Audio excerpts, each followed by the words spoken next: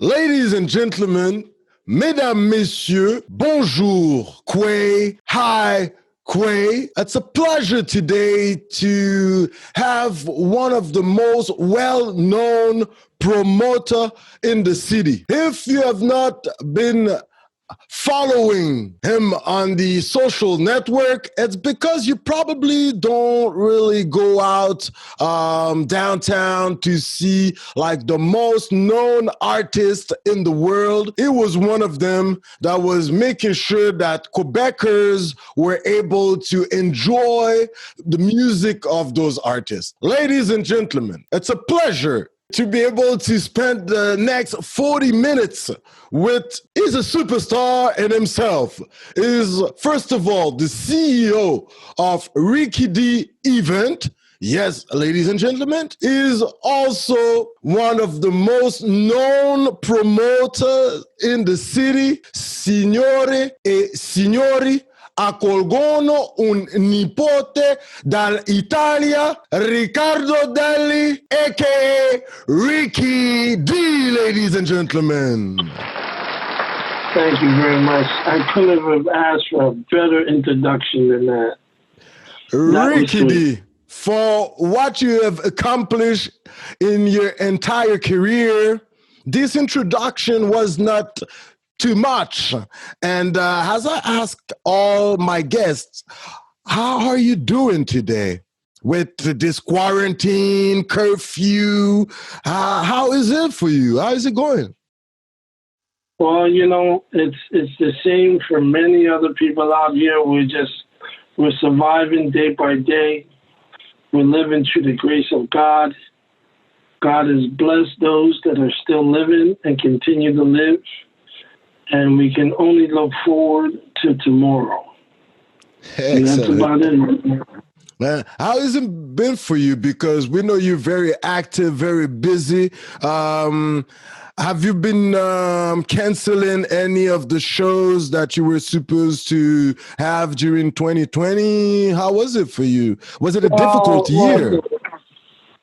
Yeah, it was quite difficult. I still have shows that are quote booked, you know, where I have deposits on artists that refuse to give me back my deposits, my money.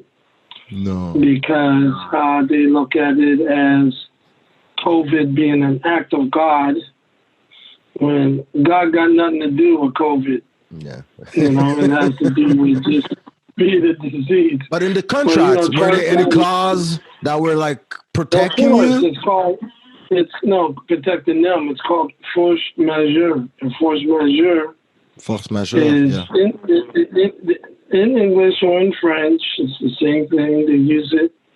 And it's basically, it's act of God, anything that has to do with nature. And, you know, nature's ability to deny the artist the ability to perform is beyond their control. Sure. So, you know, but they all understand that it's a very gray area to be holding. Most agents, they give back the money. Okay, exactly. And you go forward with it. But some agents, because of the artists that they're dealing with and the artists spending the money and not wanting to give the money back, make you wait. So right now I got 2 shows that basically my money is being held until the situation with shows come back. Okay. That's what's up. Were there some of the people that bought some tickets that called you and wanted to have their money back? Yeah, those who we were able to refund, we refund within a certain period of time.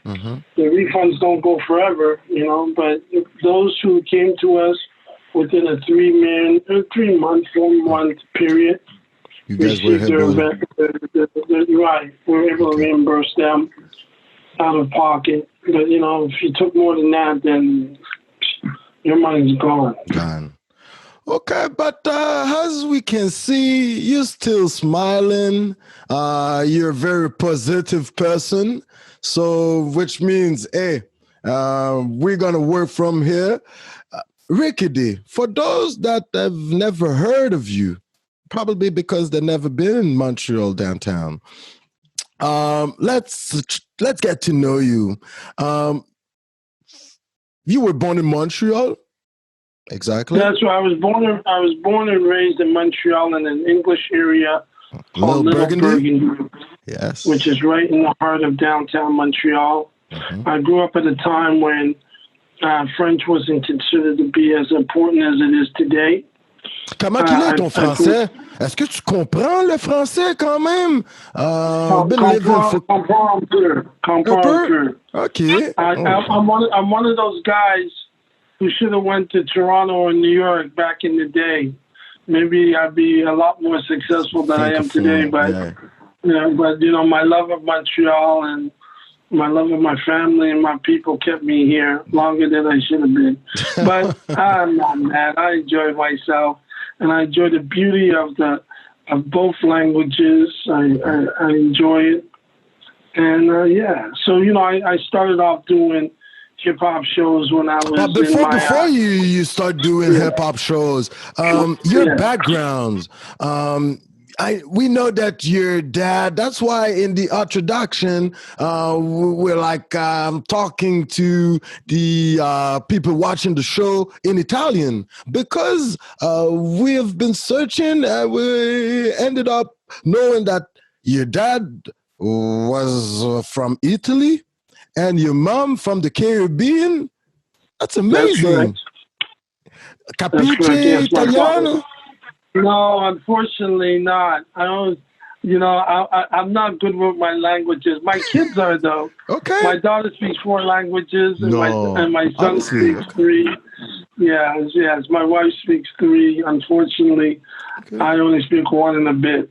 But, are you shy with languages? I just was never really good at them. I never had the ear for it. Languages is all about memory.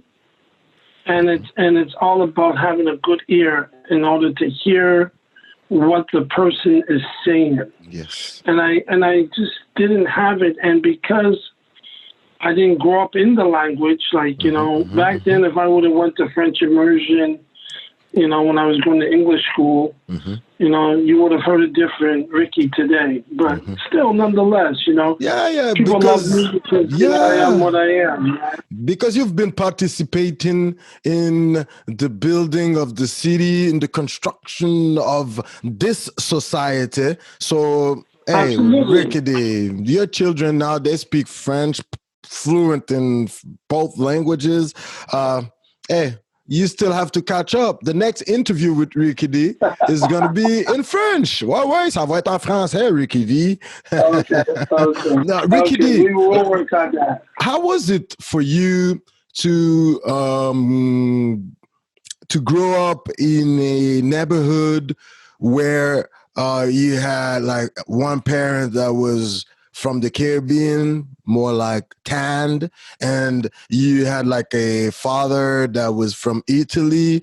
What was the reaction of your friends in the neighborhood? Was it difficult at that time to be, from a mixed couple? Like, I don't know if you hear me. No, it wasn't actually, because, when we were all kids, right, it didn't matter which color, which religion, which language you spoke. A friend was a friend was a friend.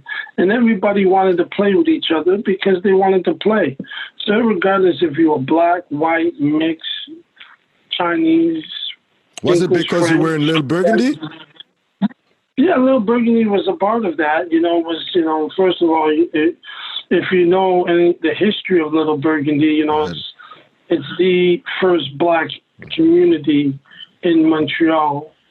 And from there, black people branched out into other parts of the city. It was primarily an Anglophone black community at the beginning, and then eventually the Francophone blacks started to come into the country and populate other parts of Montreal, in particular, the Montrealnauds and the RDPs, the Hunsigs, and the Saint-Michels, and all of that. Right? So that's how that went. But it wasn't difficult. We French, English, we all played together. We all struggled in each other's language together.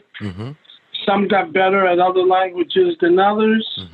But at the end of the day, we all had fun and enjoyed ourselves. Okay. In French, we say les deux solitudes because we know the Black community was at a certain period of time divided.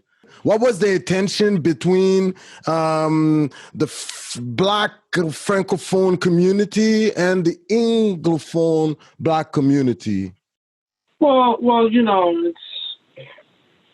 it's ignorance and not knowing one another can lead to misunderstanding, to miscommunications, right? So you basically took the Black Anglophone community, who is the oldest Black community in Quebec, in Montreal.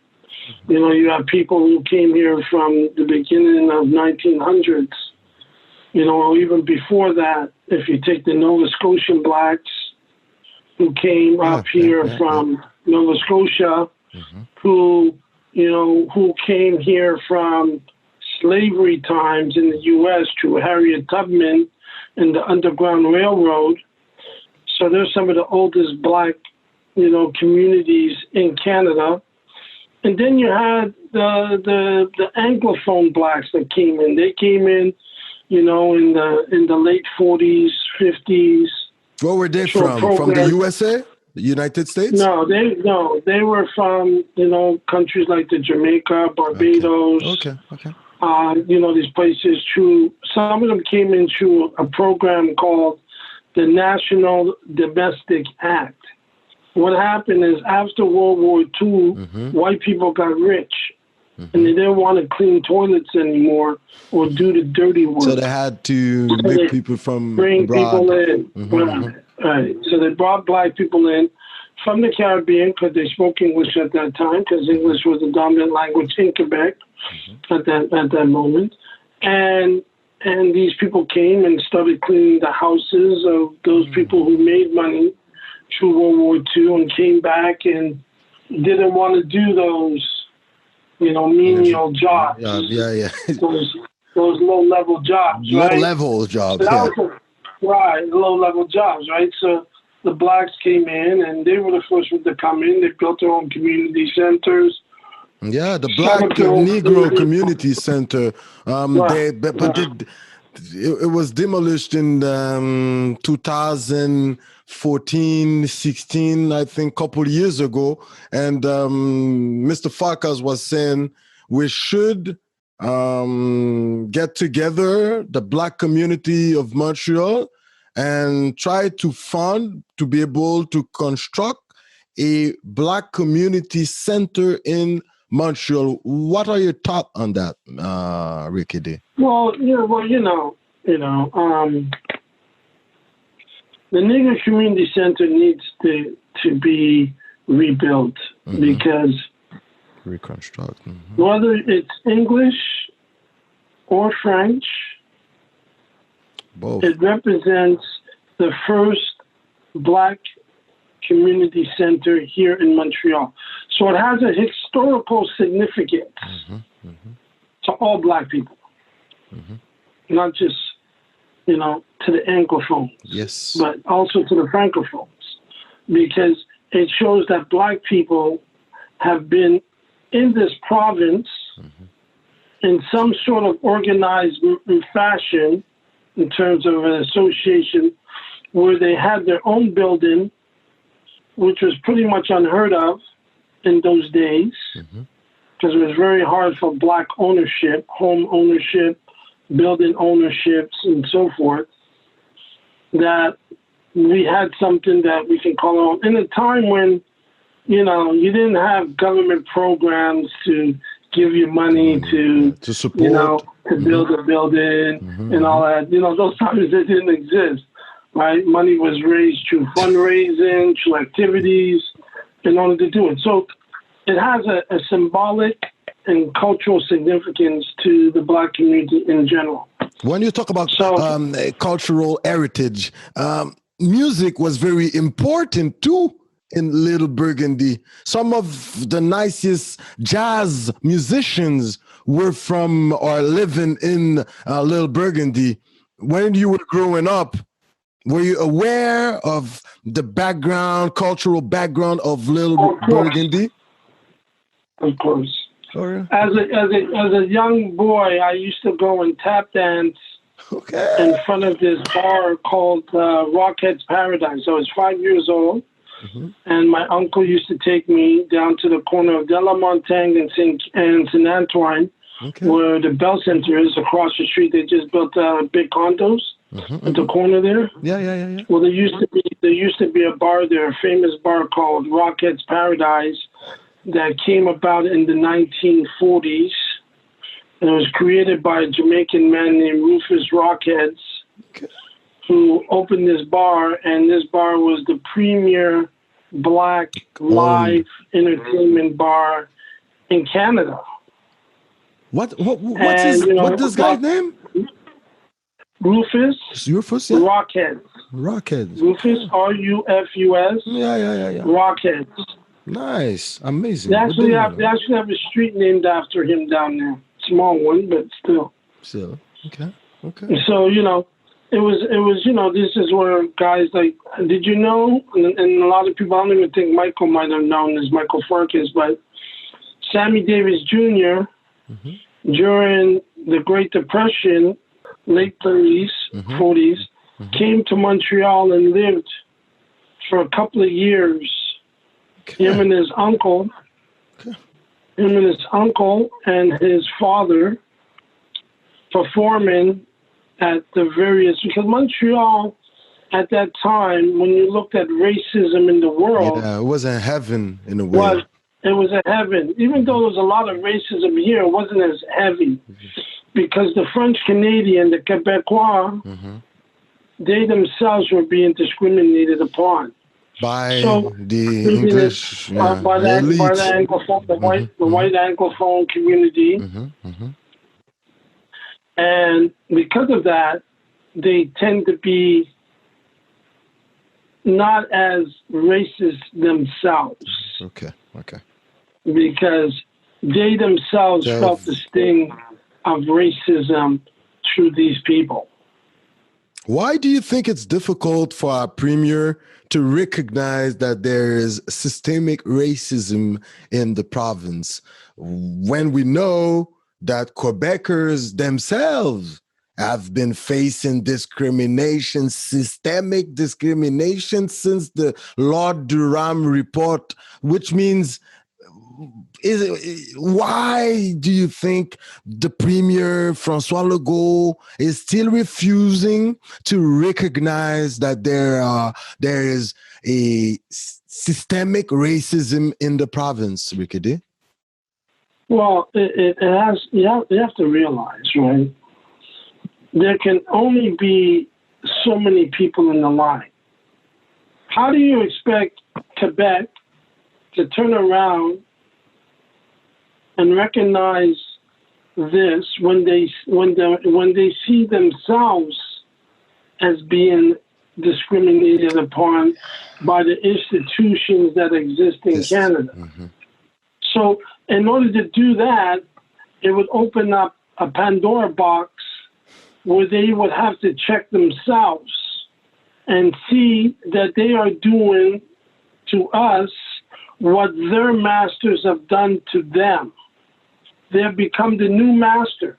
Yeah. But yet, when you look at Quebec, they see themselves as still the victims of institutionalized racism throughout Canada. Right?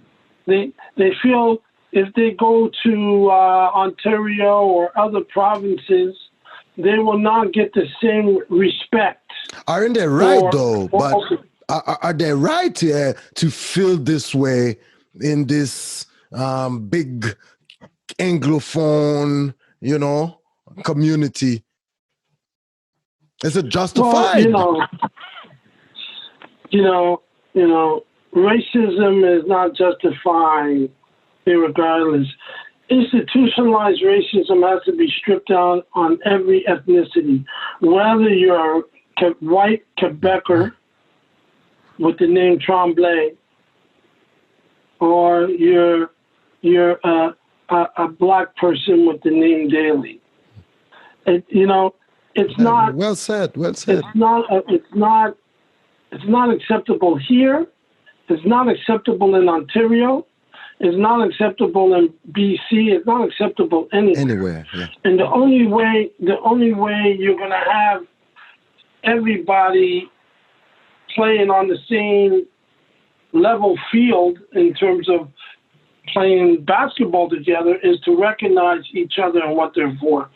So until Quebec can sit up there and truly see what they really are, there's always going to be a denial, because if they were to sit up there and say, yeah, we recognize institutionalized racism. Okay, all right, great, fantastic.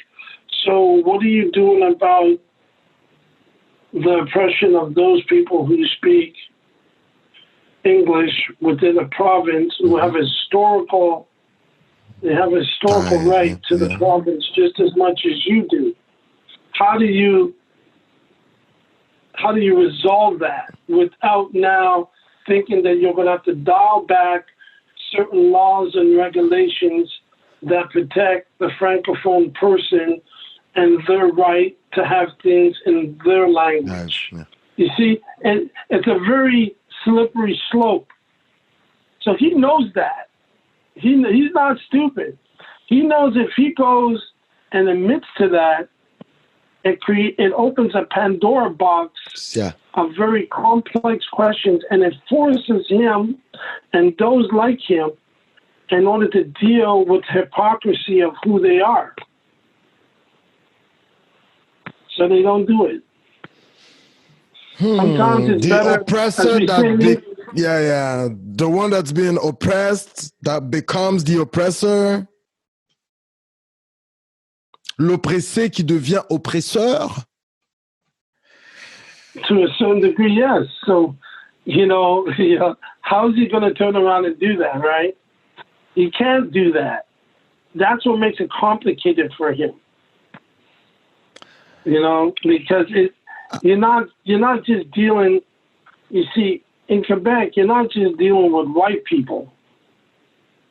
You're dealing with Francophone people. So you got two things you got to resolve. It's one thing now, the rest of Canada, where you're dealing with white people, you're dealing with English. So everybody's English, everybody's it. So it works. But in Quebec, it's not the same. It probably explain why a black guy. Go ahead. Go ahead. Go ahead. No, go ahead. That's why it explains why they conduct themselves in the way that they do. Definitely. So a Legault will never admit to that. Never, I'm not sure. Never, because human beings, they work on themselves. No, he will never admit to that, because you have to remember, in order to admit to that, and if he did admit to it, it would be a great opportunity for those people who speak the French language that are white first. It will give them a great opportunity to heal and to come to I see what you mean. the realization of the suffering that their people have gone through. Yeah, exact. Yeah. Throughout the decades of being under the yoke of the white Anglo-Saxon, Protestant, the WASP individuals who had systematically denied these white people access to jobs and opportunities that they should have been entitled to also. Rickey, one question with such an answer, yes, like a philosopher, are you preparing to get involved into politics? I don't know, because you're sure like running for, city hall, maybe as a city councillor, maybe, or member of parliament in Ottawa, because I don't know, you have that, you super calm, I don't know, and you take time to answer like a real Italian in a way. I see this in you. Fratello, fratello. But honestly, politics, have you been thinking about it at one point in your life? No, I'm not. I have no political aspirations. I'm very content to stand up for those of the Black community and for those of the other community. And, if I have an opportunity to sit up there and to speak to somebody to express my viewpoint, well, so be it. But no, I'm not. I see you laughing like a bit. You're smiling, not laughing, but smile. You have a smile on your face like, this guy asked me this question for real. If I want to get involved into You're not gonna know. It's a good question. No, I have no political aspirations. I feel that this is something that doesn't suit my temperament, doesn't suit the way I am. Okay. And it would just completely frustrate me, to get myself involved in something of this nature. So no. Okay.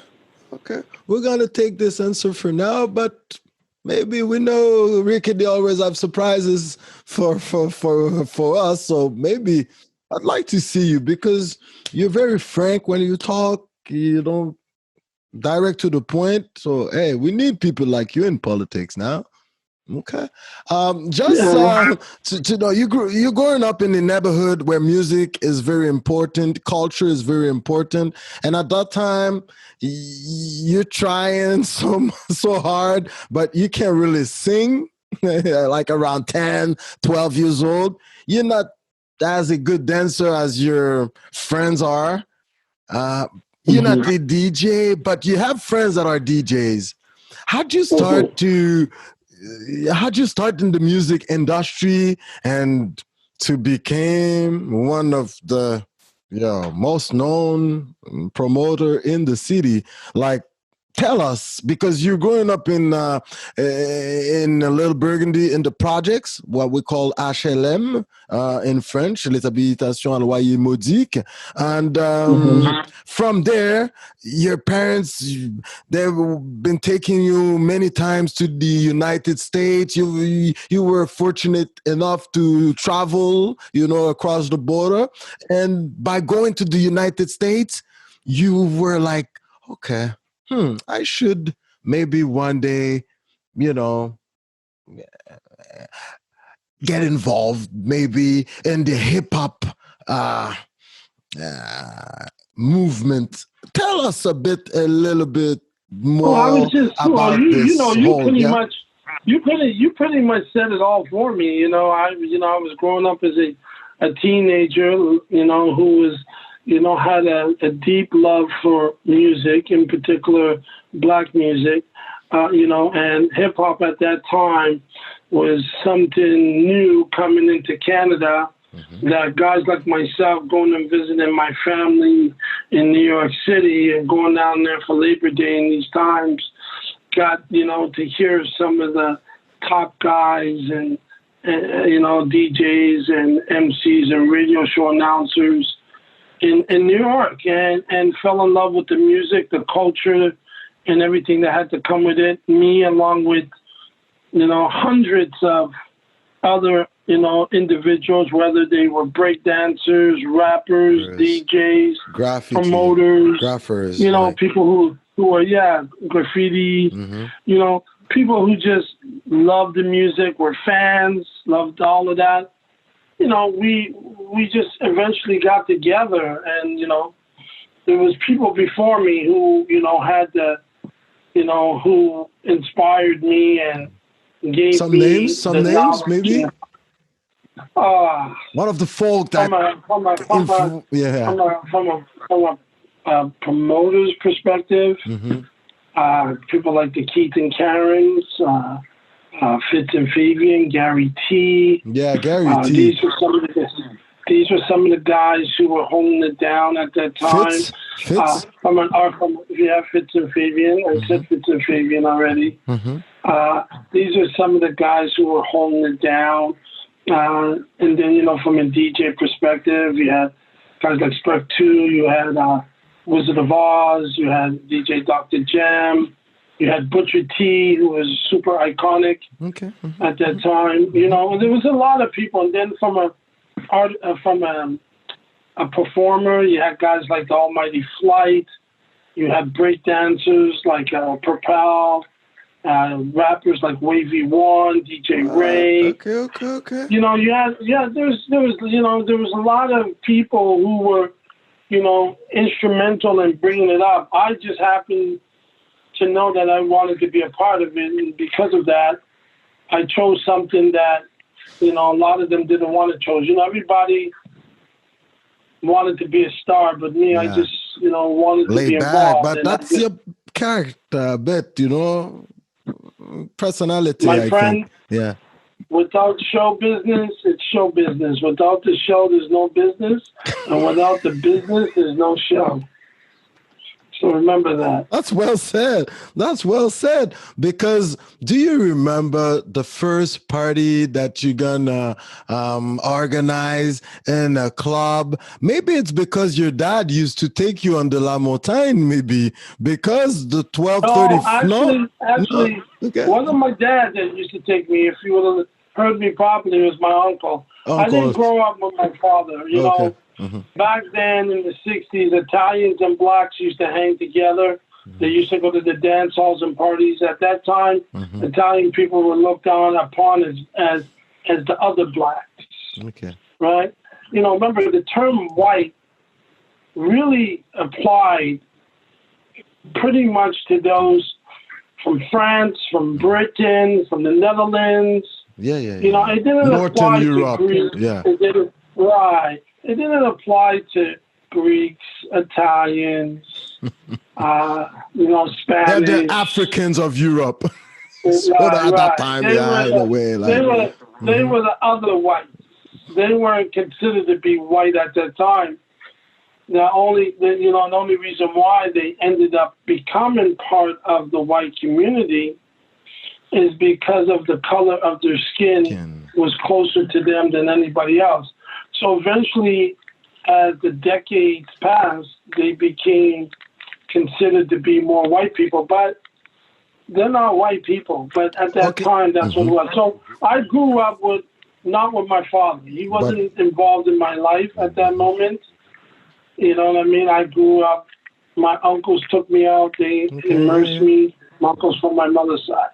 Okay, so your uncle that were taking you on De La Montagne, is it the reason why maybe your first, because you have to remind me, okay, it's been 8 months, I didn't go to Montreal downtown, so I'm starting to forget about where the clubs are at, but 1234, was it on De La Montagne where it's Mio Crescent? Yes, it is. But it moves from... Yeah, I think no. Never moved. Really? Never moved. It's always been there. De 1234 qu'on voit aujourd'hui là sur De La Montagne, ben aujourd'hui it changed the name. They changed the name, no? Or it's they changed it a few times. Okay. The original 1234 is where it is, Le Cinq. Okay. It was, you know, it changed. It's always been 1234. The name of the club is the name of the address. The address is 1234 Rue de la Montagne, and the club was originally called Club 1234. And then after that, it became a club called Esprit. Okay. Then after that, it became a club. I can't remember the name of the club now. Come on, bro. You're making such an effort to remember all that. I don't know how you do, because me, after a certain time, I just don't remember the old name of the club. 1234, not bad. It was a great event. From there, Rickey will never look back, because you will have... at that time... Go ahead. In that time, in 1985, 86, I was doing parties with Fitz and Fabian as a young promoter, junior promoter, passing out flyers and going to the nightclubs to hand out flyers at night, going to the black movies the hip hop movies, handing out flyers there on the Tuesdays. Okay. You know, really, you know, stepping it up on that level there, making sure people knew, going to the cégeps. And I was going to all the cégeps. I was going to English cégeps. I was going to French ones, like Maisonneuve and Hunsick and everything. I was going up there too and handing out flyers there. We were hitting all of them, going to the universities. How do you like the French girls? How do you like them when you start going on the east side and then you see probably a slight difference? Maybe was attracting you more to go work on the east side of the city? Tell us. Well, I ended up marrying a French black woman. So I knew. You see, the question was amazing. Yes, I ended up marrying one. So I guess it was, you know, amazing for me. There was, you know, there was beautiful black women on either side, whether you were Anglophone or Francophone. Of course. You know, it's whatever attracted me at that time. I was into it. You know what I mean? I was into it. Okay, nice. Rickey D, now we also know that you did some of your studies in geography and urbanism. Okay, so that's why probably you have been exploring the city and the country as you have been doing it. That's amazing. But Rickey D, you were one of the first promoters to make some of the most well-known artists to come and perform in Montreal. Big Daddy Kane, Wu-Tang Clan, Ice Cube, A Tribe Called Quest. Hey, man, LL Cool J. You have pictures, I hope, with all the artists that I'm naming right now, because that could be like a good souvenir book. I don't know. Nas. I don't have a lot of them. A lot of them back then, you got to remember, right? We were living the life. We were young men living the life. We weren't, it's not like now. Now it's like, you know, Instagram, Facebook, you know, you got to put up the show out. Back then, it was, here's your money, there's the stage, let's go to work. Let's go to work. But still, international artists were important, of course, but you make a good effort to make sure that you were presenting also artists from Quebec. And there is this artist, amazing. I didn't know that you have been working at one point with him, just organizing a show for him. But KCLMNOP, Magnum Minimum, 5 fois. How'd you end up working or presenting an artist like KCLMNOP? Was it because it was one of the first Francophone artists performing in Quebec into the rap industry? Why? Tell us. Well, you know, you have to remember, first of all, I support hip-hop. And KC was hip-hop. And he was a talented artist. Who was gifted in many languages. He was dynamic. He was controversial. He was everything that you can find in hip hop that excited people. And you know, when a young man or a young woman who puts in their real work and puts their name in the game, and they go out there and they work hard to build their reputation as an MC, you got to give them the opportunity to get on the stage with some world-class hip-hop artists. So they themselves can be seen by people who might have not seen them or known about them before. So my whole thing was to give those who truly deserve the opportunity to get out there. You know, obviously everybody thought they deserved the opportunity. Oh yeah, Casey was at that point. Yeah, but he was talented. You know, for that era, he was talented. He did what he had to do. He made things happen. Just like there's other guys during that era that made things happen too. You know, and it didn't matter if they were francophone or anglophone, as long as they were in the culture, they built their names up, they built their reputation up as being top notch. Then they got an opportunity to get on the stage. At that same period of time, there were like some Canadian artists too that were like quite getting known at that time. And we have like Choclair in Toronto. You had the opportunity to work with some of the artists from Ontario or the rest of Canada, like Choclair maybe? Yeah, I worked with Choclair, Socrates, Julie Black, Mishimi. I worked with a lot of these cats, you know what I mean? Up to the new ones like Peter Jackson and I forgot this other one I just had a couple of years ago. Drake. You're about to be working with Drake. No. Why not? Unfortunately, what happened with Drake is that Drake was one of those artists who went from the basement straight to the penthouse. There was no in between with Drake. You know, but it was on TV. It was on TV. Degrassi. You know, when he came to Montreal to do one of his first shows at the Metropolis, he was already commanding a salary of $50,000 Canadian. Yeah. Okay, I see. That's what he got, 50,000 Canadian, and Evenco at the time paid them the money. And guess what happened? You know, they ended up riding with him to this day. So, you know, he was one of those gifted artists who was destined for superstardom from the beginning. So I never got an opportunity to touch him.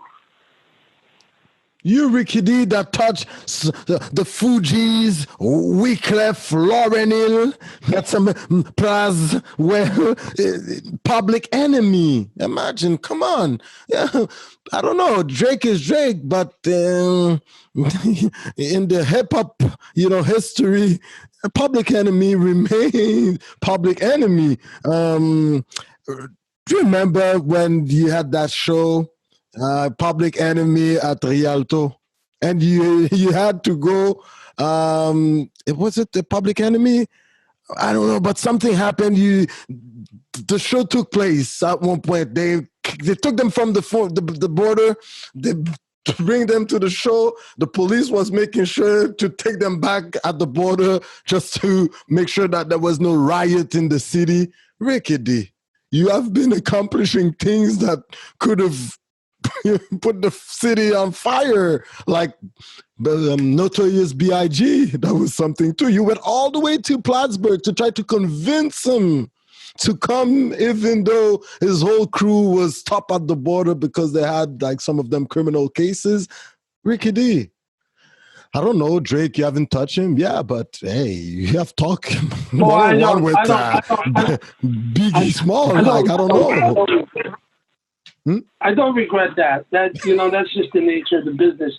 You can't have them all, right? You can't have them all, but you can't have them all. A souvenir of Public Enemy and Biggie Small. Let's for those two. Well, I've had, for every Drake I've missed, I've had 200 that I've grabbed. So I'm not worried about the Drakes and the Weeknd. I didn't get the Weeknd either. Okay. These are guys who slipped through my fingers. I got Travis Scott. Yeah, was it you? Bell Center? No, I did Travis Scott's first show at the Olympia. We sold that out with my buddy Cash. What? We did. Yeah. It was sold out. Okay. But you also follow some of the French singer Dadju. We see that. Sure. Why you into French music too? French show. Yeah, my first French show, international, was MC Solar. Oh. I did him in the 90s when he was doing Jazzmatazz, and I did him a guru. Oh, okay. I beg your pardon, so, honestly. I didn't dabble as much into the French music because at that time, a lot of black artists from France were not making the trip over to Canada, to Quebec. Mm-hmm. It was really, something that developed later on. Mm-hmm. But, with the Shuriken, Akhenaton, I am crew. Okay. Mm-hmm. These are kinds. I remember going down to Paris and spending 14 days in Paris in 99, 2000, trying to bring up NTM to Montreal, but they ended up breaking apart, and I wasn't able to do it. Okay. And then Joey Starr ended up coming after being returned from the border. Wow. And he did his Joey Starr system. You the encyclopedia of hip hop in Montreal. For me. Boy, I wish I was. Boy, my memory's shot. I've done too many shows. I can't remember.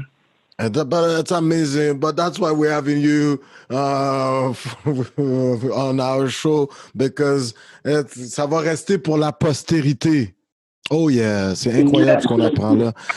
Rickey D, if you have to choose one of the shows that you organized that was like probably your best show ever, which one would you pick up? Well, one of the best shows I've ever done is The Roots. The Roots, eh? Oh, nice. The Roots is in my top 3. Because of the music, because of the ambience of the night? Everything. The lyrics, the presentation, the ambience, the vibe, the energy, the fans. After party? Not even after party. Okay. Another one was, that was incredible. If you want to talk after parties in terms of shows and performance, Wyclef Jean, when I did his private after party, it was ridiculous. That was ridiculous. I had to shut that party down. It was overwhelmed.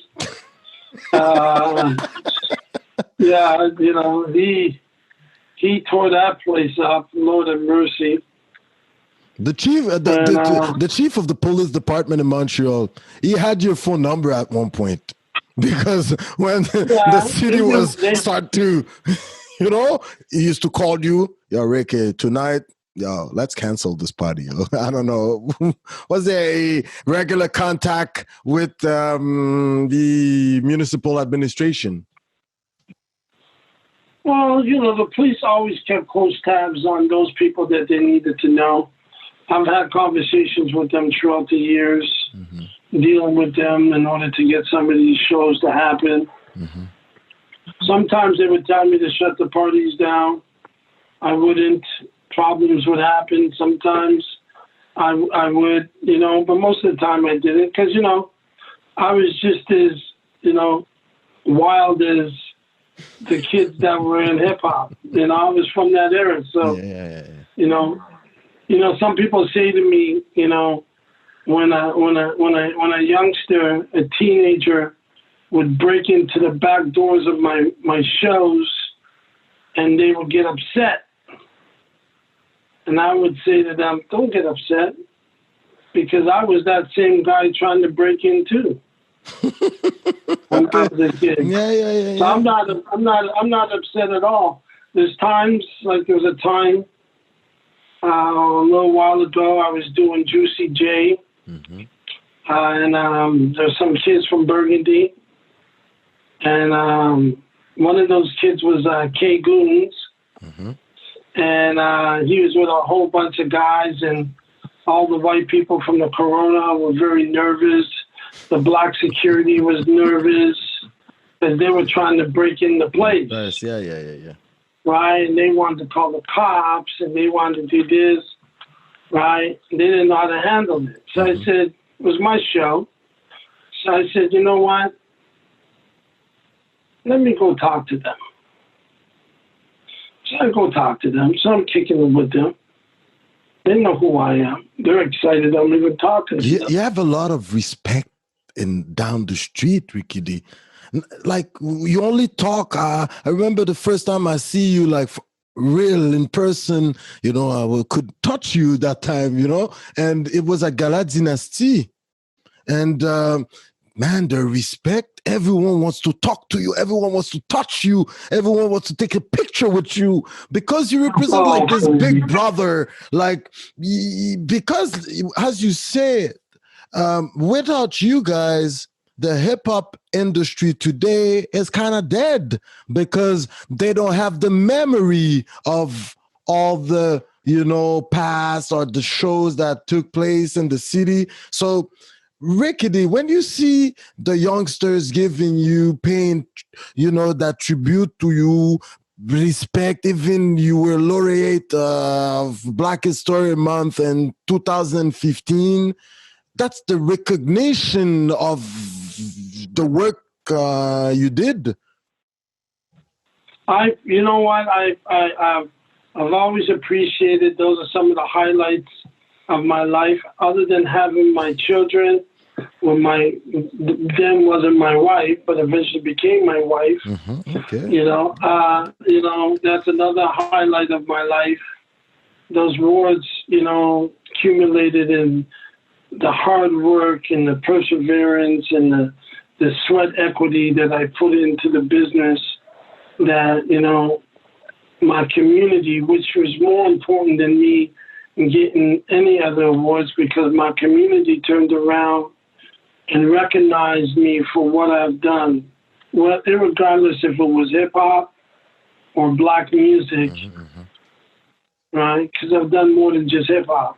You know, I've been involved in Black music in general, and because of that, you know, it's always nice to be loved and appreciated by your fellow people. Yes, it's amazing, Rickey D. But we also know that music was important to you, but there was one thing that was very, very important. That's how you start to know, you get to know the Asian community, the other Black community of Montreal, is by playing basketball. You were playing ball. Oscar Peterson basketball court. Have you ever played on this court? Georges Vanier Metro. No, yes, I played. Well, you know, I was, you know, as a young man, I was the first Anglophone Black guy to go to MCO, which was a predominantly Black basketball organization, which was located on Papineau and Rachel. Okay. And I used to play, matter of fact, one of the guys I used to play with ended up becoming a well-known Montreal gangster. He was a phenomenal basketball player. You know, he could have went to Division I. That's how skilled his game was. He was an incredible point guard. Okay. And unfortunately, he decided to go into the life of crime and everything else, and he ended up being killed by it. But, you know, he was definitely somebody who, from a basketball perspective, he was incredible. So that's how I began. That was my introduction towards the Haitian community. I was the only Anglophone guy playing on a team of Haitian guys, African guys, and white guys. You understand sac passé? You understand sac passé? I understand. I understand. Not, I don't understand a lot, but you know griot. You know griot. Yes. Yeah. Yes, Okay. I know griot. You know subjumu. the orange soup we eat. Jumu. I know Jumu. I eat it all, my friend. Okay. Rickey D, honestly, and something that you have been saying today, you see the hip hop industry. Okay, they're lucky. They're fortunate. They are very lucky. They have people like you to transmit them some of your knowledge, and this way they won't make the same mistakes. But one of the things that you have been saying is, at your time, at that time when you were growing up, you guys didn't have mentors.